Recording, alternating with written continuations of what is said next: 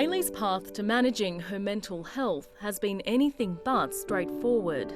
Up until the past 12 months, I've had the biggest challenge of not having doctors want to treat me. They will just refuse to take me on as a patient because I'm just too hard. She's suffered extreme personal trauma and has been diagnosed with borderline personality disorder. After an attempt to take her own life last August, Hayley was flown to the RAH. Confused upon waking, she says she was getting dressed to leave when a group of security guards shackled her to a hospital bed by her wrists and ankles. I felt alone. It felt like I was being punished for something I hadn't done. You go to an emergency department to seek help. I've gone there, now you've done this to me.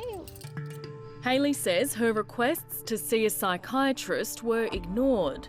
No one came to speak to me, so I was shackled for 8 hours with no food, no water, no blanket. It was the third time she had been restrained in a hospital in as many years. And if it happens to me, how many other people out there is it happening to? There are many aspects of that scenario that are concerning.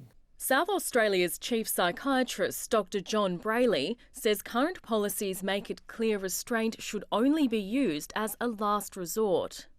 Clearly, the restraint is traumatic and potentially harmful to an individual, but it also puts staff at risk. He says there has been some recent success in reducing the use of restraints in hospital wards, but it's a different story in emergency departments, where there's a serious lack of detail. Unless you've got the data where each episode is analysed, you can't be sure that there's not overuse. Dr Brayley made an unannounced visit to the ED of the RAH earlier this year. He was seriously concerned about underreporting and used his powers to make an intervention. That means the emergency department has until later this month to show it is properly reporting and reviewing cases where a person's been restrained or placed in seclusion. The question of what happens in emergency departments and ambulances, in those places, we need to have better data to be sure.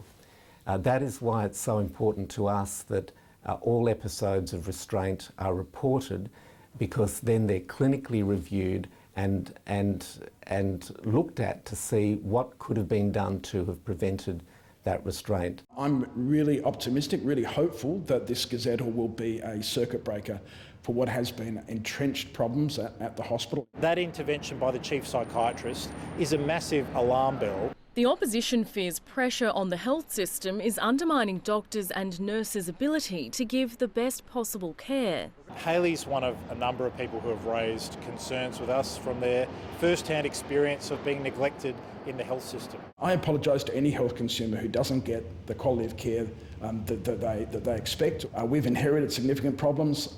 Working with the chief psychiatrist, bringing out additional community-based mental health resources. Hayley made a complaint to the Health and Community Services Complaints Commissioner last year and waited 7 months for a formal response.